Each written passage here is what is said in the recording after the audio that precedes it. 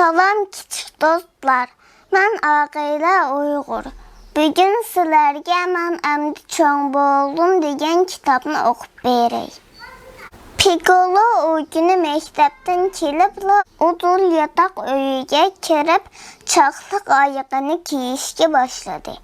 Ona bu halını görən apisi soradı. Piccolo, nem qılıvatsan? Teşəyə çıxıb oynayman.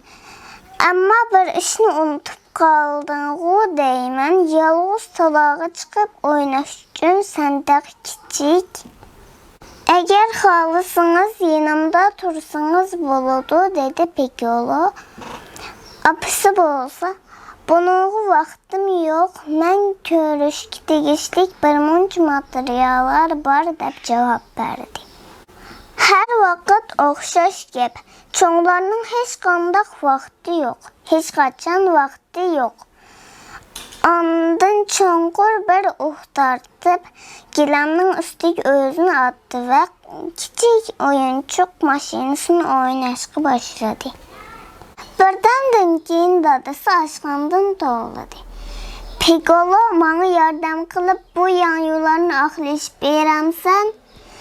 Amma Piccolo kiçik üstəlinin üstüdə oyuncaq maşinisini edib oynaş dadısığa vang deyib cavab verdi. Dadısı onun yanına gəldi və kilaqəni bu yan yollarının uxlaş giyimini saldırışqa başla. Xalam sən?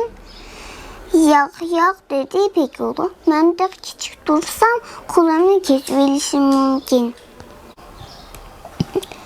Şu çağda apisi işikdən beşini çıxarıb, əgər dadanıq yardım qilishini xalımısan, heç bolmağanda üstəlini təyarlısan mı oldu?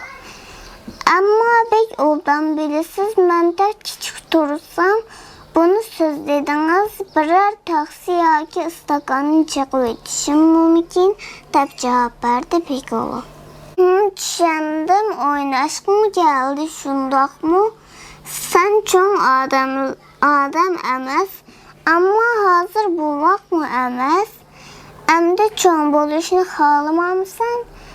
Mışındaq bulğanda yenə çıxışlarını qılışqa ruxsat qalğılı boludu, deyib qoydu dadısı. Yox, deyib cavab verdi Piccolo.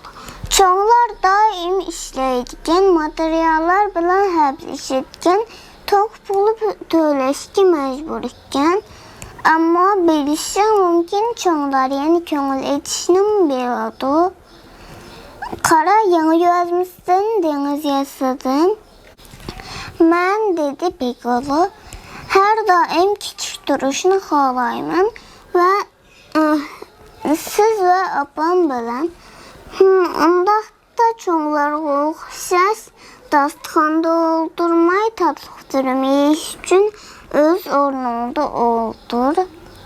Əmdi mənə kiçik qozam odul verib çişlərinin çotqala.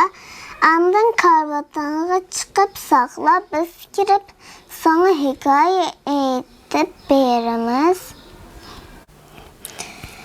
Piccolo hikayə anlayışını yaxşı öyrətdi. Amma apısının bu qaydan başqaca orunlaşdırışı var idi. Bu kitab tiki, dedi apisi. Sən yadqı bildiğin bir hikayə. Bu qaydan sən mənə oxub bərgin bulamdı. Buludu, maqul, dedi Piccolo. Mən beşini oxuy, amma siz mi davamını oxun maqul mu? Apisi gülümsədi və ikisi birlə Tom Dağının hekayəsini oxuşqa başladı. Hekayə tügəndən keyin apisi çıraqlarını öçürüb mehmanxanağa girdi. Yenə nemə bolğandı, anası əmdi krasloğa oldurmaqçı bulub turğanda biri burnunu tartışqı başladı. Əlbəttə bu Piccolo idi. Nem qılvatsızlar deyib soradı.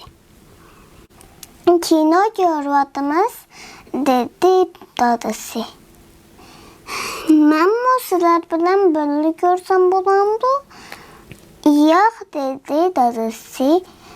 Sen tek küçüksen baldur yetişen gerek. Onun üstüne sen bu kino seni korkutmadı dedi apisi. Bu küçük ballar gördüğün kino emas tez karvatanağa çık. Ama sen çok bulğanda biz birli oturup kino göremez. Çok komudap koşup koydu dadası. Piccolo azırak açık bala. Ben emdi çok buldum dedi. Apisi bilen dadasının buna bile karab olmadı. Piccolo karvatağa çıkıpla yığlaşqa başladı. Ben çok buldum. Sizleri çok bulğanlığımı görüstüp koyayım ben. Ertesi etdigende Piccolo hemmadan burun ornadan turdu. Apisi bilen dadısı oyğanıp üstəldə naştalıq təyyar bolğanlığını gördü. Gördünler mi dedi Piccolo. Ben çok buldum. Çıkışlarını kılalayım. Ben güllerimi su koydum. Hepsini gördük ama bekçi su kaybetip sen dedi dadısı artık sularını teki. Dedi dadısı ve artık sularını tekivetti. Yanala sana aferin dedi anası. Doğru sana aferin küçük kuzum. Ha bilişim mümkün dedi dadası. Bugün işe barmayım ben. Böyle oyun oynayalım. Mükşmek oynasak kandak. Oh mükşmek fakat bu vaklarının oyunu ben sizlerki çok buldum dedim. Ama bahçeye çıkıp top oynasak oldu. Sen halısan şundak bolsun dedi dadası biraz perişan oldu. Apis gülüp durup seni dadanı yanış için teyyar bol kuzum.